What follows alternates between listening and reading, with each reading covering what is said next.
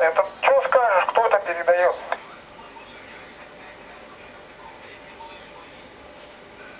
Не знаю. Вы часто такое слышишь? Часто? Вы без студия, да? Да. Ну вот, такая жизнь тут веселая. Видишь, как новшества изобрели?